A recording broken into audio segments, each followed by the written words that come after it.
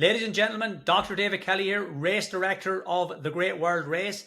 Today we have a man with us that needs no introduction. His aim in life is to run the most outrageous adventure races out there. In doing so, he has completed MDS with a weight on his back, Ironman World Championships, and most recently, Ultraman Florida. A regular day for him involves flying helicopters, parachuting out of them, and then going home and running a marathon. He is South Beach finest. He is the CEO of the super luxury group. Alvaro Nunez, you're extremely welcome to the Great World Race podcast. How are you? I love it. Great introduction, my friend. I'm so happy to be here. No, it's an absolute pleasure to have you here as well. Always very positive and always with a smile on your face. No, absolutely. That's the way to carry on with life. And we just recently went on to do that helicopter tour in Miami. I mean, you were a bit afraid, no? But you enjoyed it. Alvaro, for all the fans out there, I have no fear at all. I was fine. However, I did not turn up for the skydive that you offered 3 days later. So there probably is a bit of fear there. To be honest, you did well because the weather was not the best. And here I am, like healing from a twisted ankle. But didn't stop me from running that marathon Monday. So it's all good. So Alvaro, just obviously you're based in South Beach, Miami. Where did it all begin? You grew up in Madrid, you went to college in the US, and now you live in the US. So if you want to give us a bit of a background of where it all began. Yeah, absolutely. I just came to the States with a tennis scholarship when I was 16, 17 years old. That's what I mainly focused on back at home. It was all about tennis and academics. And I was in a very high-end elite school just for athletes. And some of the peers or colleagues or other students that were in the classroom with me became world champions, gold medalists. So we were talking about world-class athletes. And for me, it was one of those directions and pivotal moments where I had to decide whether after high school, I will just pursue tennis as a full-time career or go full-time into academics, because in Spain, you could not really do both. So at that time, we had a huge economical crisis. My family ended up losing everything, and I had to make a decision on what would be the best choice. And we decided that coming to the States with a scholarship and leverage tennis to get a nice education and an experience so that I could live that American dream and provide back to my family will be the best ideal choice. So I ended up here in the States, and long story short, I ended up getting that passion and feeling towards entrepreneurship, which led towards starting Super Luxury Group, and in the process, wanting to always push myself to the limits in all different endeavors in life.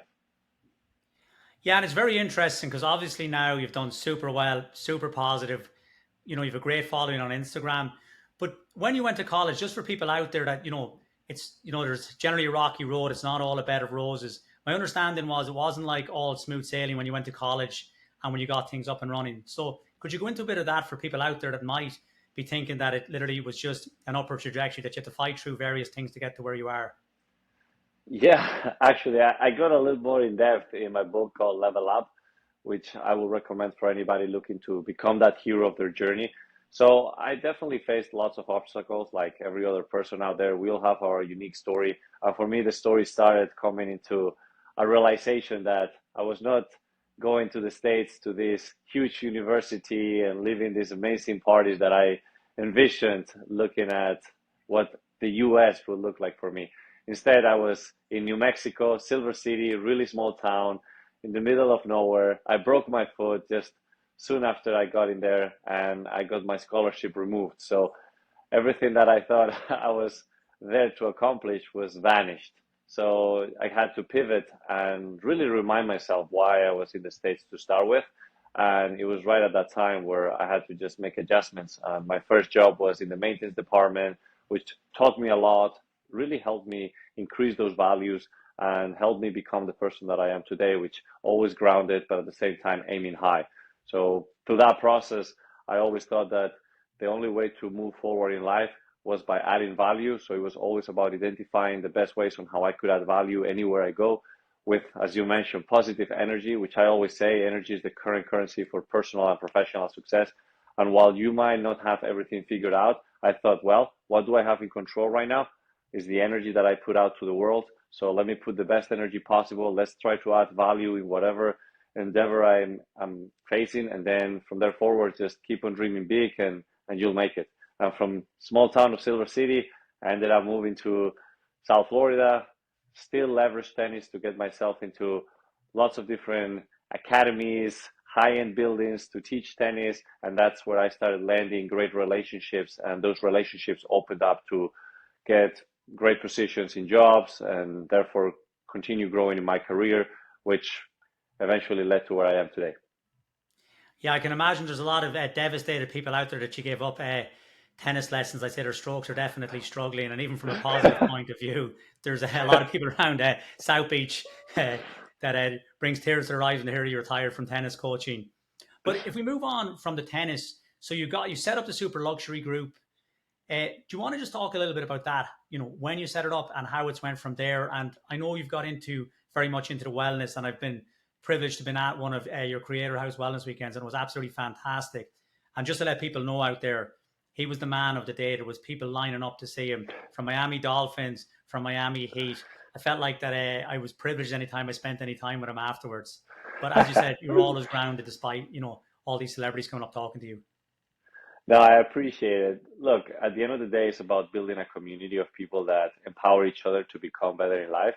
And you cannot really reach your ultimate goals just by yourself. So it's very important to keep on adding value, but adding value to those that want to receive it and that can reciprocate that. So this is why we started to put together these creator houses. But just before all of that, so the way that Super Luxury Group got into fruition, it actually happened out of necessity, really, because I was living the American dream, finally in Miami. I was having a great job, making six figures at the age of 22, 23 years old, having over 100 people under my wing. And I thought that this was what the American dream was supposed to be like, right? Beautiful convertible car, great home. And everybody back in Spain looked at me like, man, this guy's living the dream. While in reality, I was just putting 12, 14 hours of work every single day just to focus on fulfilling what the dream was for my boss. And when I was getting the work visa, I didn't pass the lottery because there's too many people that apply for this work visa, and not everybody gets accepted into this review process. So I didn't even pass that lottery. So I was kicked out of the country from one day to another because I could not stay there anymore without visa.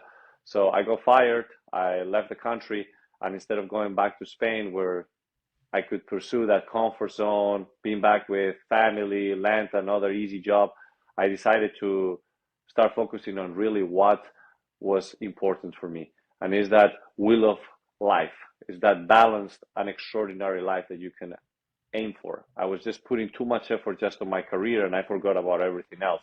So I started to ask myself, what am I passionate about?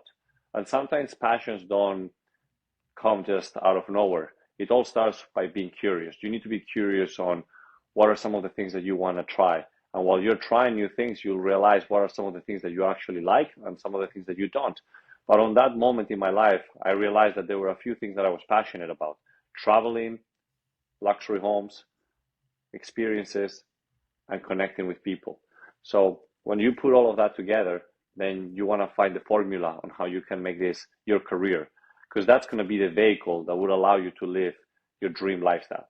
So I ended up moving to Dominican Republic, and I had an opportunity where my mother sold a property to a person in the DR, and that person said that he was not going to be there more than a couple of weeks a year, and if we could rent it out short term. So my mother told me that, hey, you're the marketing genius guy, so why don't you come and check out this opportunity?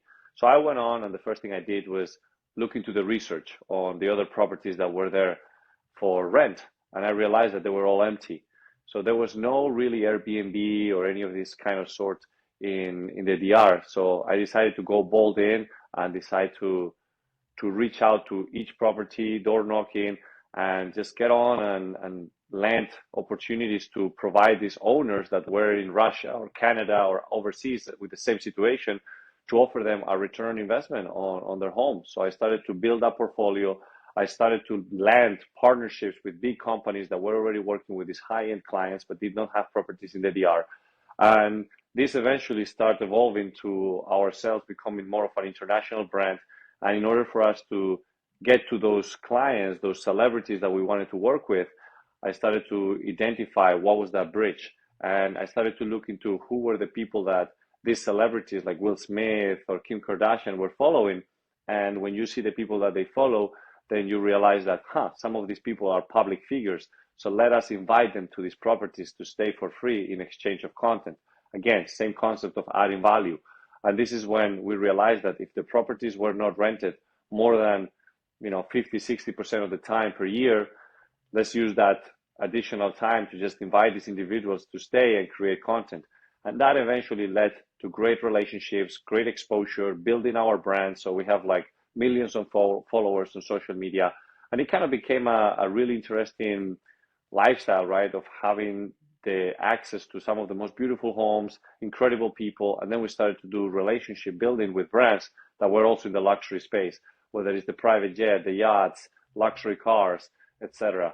So it became a very beautiful and amazing formula.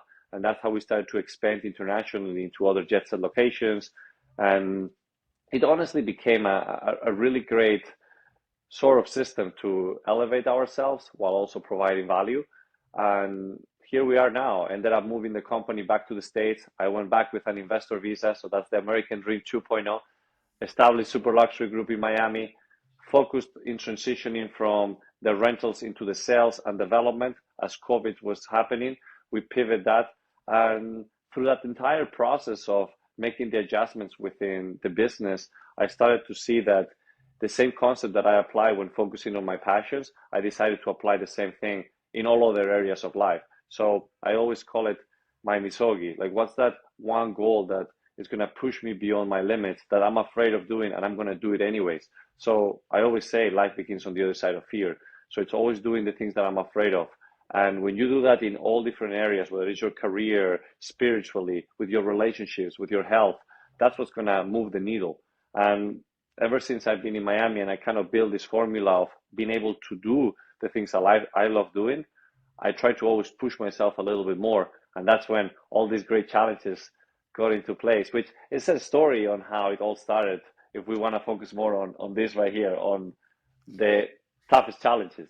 No, it's actually super interesting. I didn't realize that it all started in DR. I actually thought it started in the US, but it's a super insightful story, and definitely one that I'm presuming we can discuss. We could definitely discuss for hours.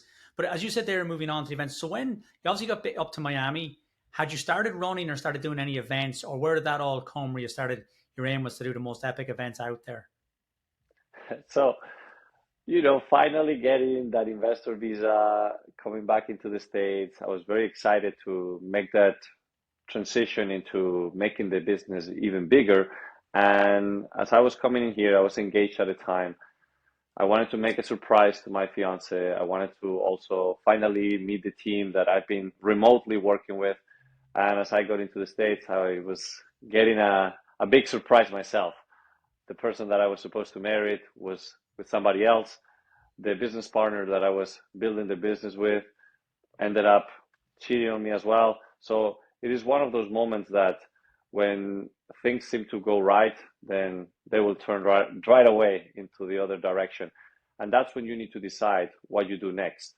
So there is two choices. You can just start blaming everybody, put excuses, be pity, or you can use that pain and use it as fuel to elevate yourself to something even bigger. So right that night, as I was having all this pain and all this fire on me, I decided to Google toughest challenges in the world. And a list of things came up, climb Everest and this and that. And then I saw Ironman. And I'm like, Ironman, I heard of this. So I clicked on it and I just registered for the first race I saw that was towards the end of that year. So on and on, I never ran more than 6 miles in a row, never rode a bike, never really swam, only when I was a kid in school. So I thought that was a great challenge. And right as soon as I signed up for that race, I decided to go out and go for a run. It was 11 p.m. Only thing I had was some gym used shoes and not even a watch or anything. So I just wanted to go as far as I could. So I went with my phone and I started to track it. And I said, you know what? I'm just going to push myself to the limit. And I did that. And I went fast. I was just sprinting. And I collapsed. I threw up and I kept going. And all of a sudden, when I finished, I realized that I ran over a half marathon at a really good pace. And I thought, this is interesting. I'm able to do more than I thought. And that's when I started training, because when you realize that you're capable of more and you reach that wall, then you use that pain and use it as fuel to continue. So that's what kind of led me to do the first Ironman. Once I crossed the finish line, I realized that I was able to do more than what I thought it was even possible. And then it kept carrying on, right? Like you do an Ironman, then you do the next one, and then you do the next one, and then you look for the next challenge, and you just keep on raising the bar. And you no longer do it just for yourself, you do it also for the people that you can inspire throughout that journey. And as you mentioned, I have a big following, so I want to use on these challenges as a way of empowering others and having a stronger message. That's why you saw also like this race I did last year in the Sahara Desert, the Marathon des Sables. It was not just about doing the toughest food race in the world, which is the 6 marathon, 6 days across the desert, carrying your food and supplies. It was more about the message behind. And that's why if I look around in my community, there's a lot of people suffering with mental health issues, whether it's depression, anxiety, and I wanted to raise awareness during the Mental Health Awareness Month, and that's why I carry a weight on my back, a plate that said the weight of depression, so that people that were suffering in silence and carrying that weight inside of them will open up and share the stories, because they're not alone. And we did this campaign called The Weight of Depression, and hundreds of people started to reach out with the stories. And the whole idea was to carry that weight throughout the desert, and then at the end of the race, bury that weight. And that was a strong why, and what kept me moving forward from each training I did prior to the race and through each obstacle I faced throughout the race.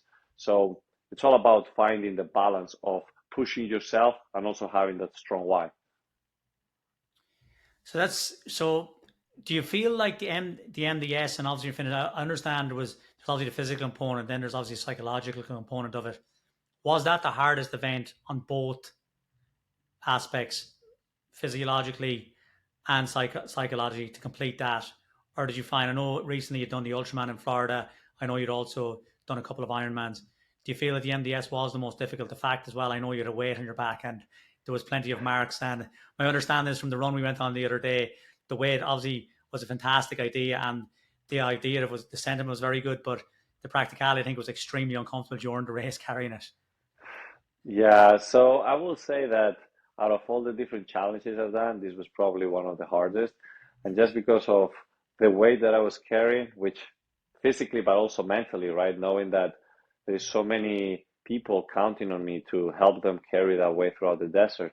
And I will say that the conditions were extreme. It's not something that you're used to. Even though I was in Miami Beach running barefoot on the sand with jackets on, carrying weights on the backpack, thinking, I'm good to go. And then you go into the desert and boom, you get that slap in the face of reality, sandstorms, all heat extremes situations, and you start getting blisters on your feet everywhere because of the conditions of the sand that you're stepping in. So look, all in all, I think that it was one of the most brutal experiences, but also one of the most rewarding, because everything at the end of the day, it comes with stages, right? Like if you're facing one of the highest extremes and most painful situations and you're able to overcome it, then you'll also get equally one of the most rewarding stages in your life. And that's what I was able to find in the Marathon des Sables.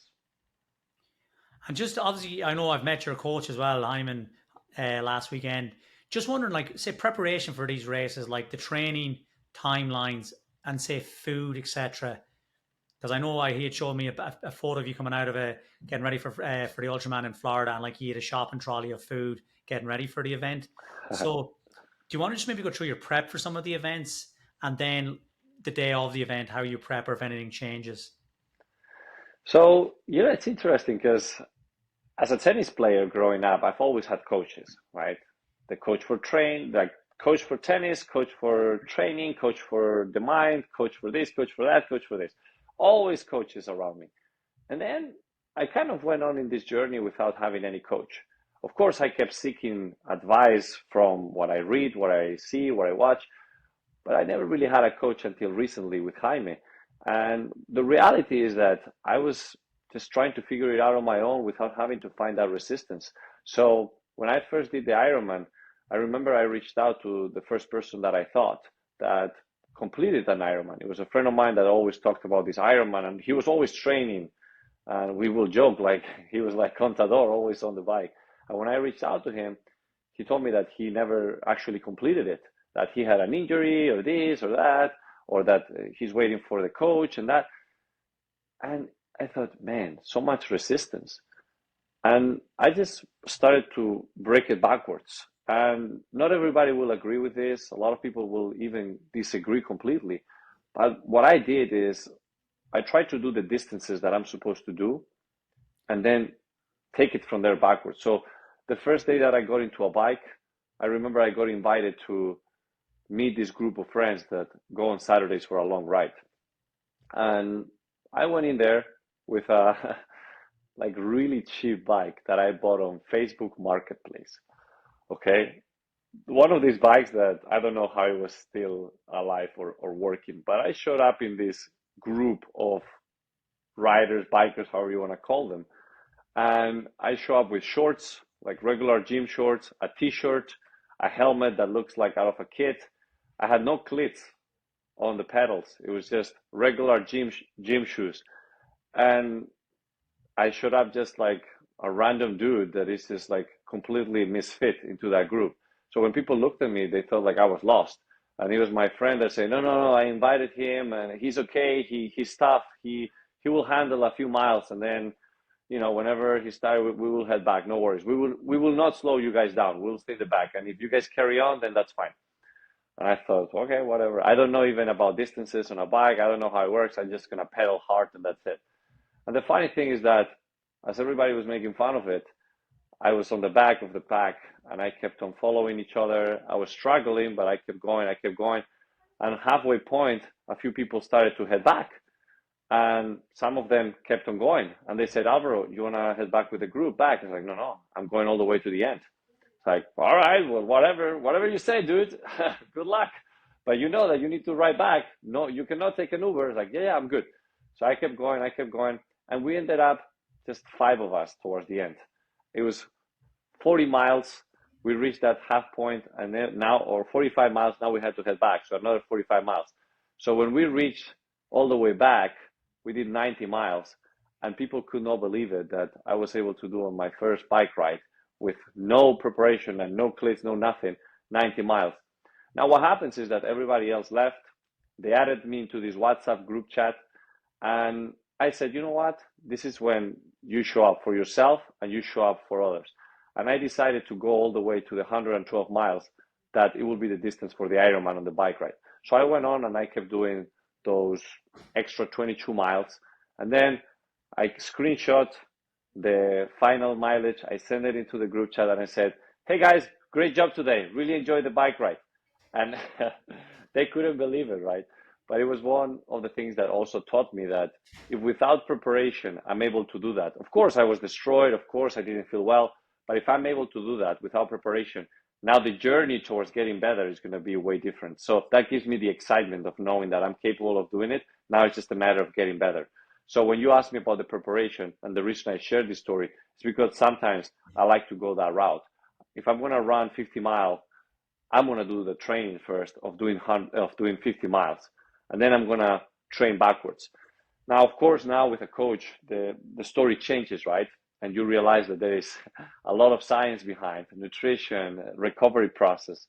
And I think it's the mix of both, of not getting paralyzed, because a lot of people have this analysis paralysis and they never take action just because they don't have the right coach, the right program, the right shoes, the right this, the right that. It's always an excuse and they're always waiting. When in reality, you just can go out and head on and do it. And then figure it out as you keep on advancing. And this is always my philosophy. And now that I've had this mindset completely incorporated into how I do things in life, adding a coach is just like an extra boost in everything. So when I started working with Jaime, for example, and we were preparing for the Great Wall Race, we had to make some adjustments because of the date changes. And we decided to train for the Ultraman. And I ended up, finishing first the race, in fact, and 4th overall, first in my category. I won the double marathon. And it's one of those things that when you're competing against elite people, and for those that are not too familiar with Ultraman, is more than double the distance of an Ironman. and it's by invitation only.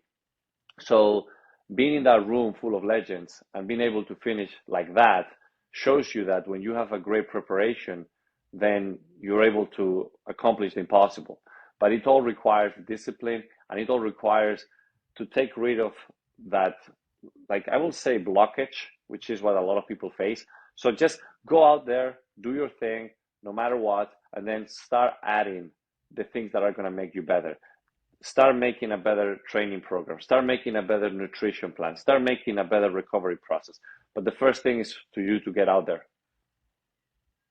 Yeah, no, it's very super insightful as well that like everyone plans, for 6 months, then don't end up doing the event. But there is a huge amount to be said in advance of actually doing distances, because the chance of achieving it 6 months later or 3 months later are way higher. It's not like you run the marathon, the only time you run is the day of the event. You're obviously kind of turning it around and go run it 6 months in advance and then figure it out along the way. Which there's a lot of truth to that as well, because the chance of completing the event are just way higher.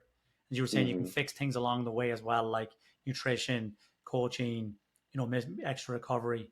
So on that note, Marathon Mondays. I know you done it late last night. I was in the middle of a meal when we were texting on it. You had an ankle injury yesterday. So how long is that ongoing, and how long do you foresee that ongoing into the future? Marathon Monday, it's something that honestly started like as a joke. 'Cause I found it very funny a couple of years ago, and I just stuck with it. Nobody was doing that. And I thought, Marathon Monday, this is cool. I actually bought the domain marathonmondays.com. I have like a whole community. And it's not something that I'm trying to build as a business, but it started kind of like a joke. And then I started to do it. And every Monday, I just start the week crushing it with a marathon. It's just a very powerful way to do something that you're completely uncomfortable and that you hate doing, but that the rewards is like, a lot of people are waking up on a Monday and I already completed a marathon. So it's one of those things that gives you that superpower in your mind of knowing that if you're able to do a marathon starting the week, you're capable of doing anything later on. I mean, it doesn't get easier, trust me, because you always want to keep on pushing. So I always finish those marathons completely destroyed. But it's one of those things that even though you finish destroyed physically, mentally you feel stronger. So I've been doing this for a while already. I don't know how many marathons I probably have done already, but I started running just on 2021, right during COVID. So it's not that I've been running for years or ages, but ever since I started this Marathon Monday, it's become a routine and part of my life. And yesterday, in fact, as you mentioned, I was a bit pissed because on Sunday during the skydiving, I had a bad landing, and I woke up at 4:30 and I was like, man, swollen ankle. I usually do the marathons, as you mentioned, 5 a.m. So I like to get them up early and then carry on with the day. But yesterday I was trying to take it easy and throughout the day focusing at work. And I thought that I could not go without the Marathon Monday. And sometimes, as I mentioned, you got to embrace the pain. You got to persevere because it's how you act in the painful moments that defines how you become. And I think that's so true for anything in life. We all face painful moments, and it is how we act in those moments that defines who we become. And I want to become that best version of myself. And if I have a swollen ankle, hey, a lot of people might disagree that it's a good idea to run, but that's okay. I still wanted to do it, show that I can do it. And hey, we're preparing for the Great Wall Race. So you never know. In those 7 marathons, something might happen along the way. And I want to be mentally prepared more than physically. Yeah, great insight. And so to move on to the Great World Race, how's the preparation going? I know we're still a couple of months out.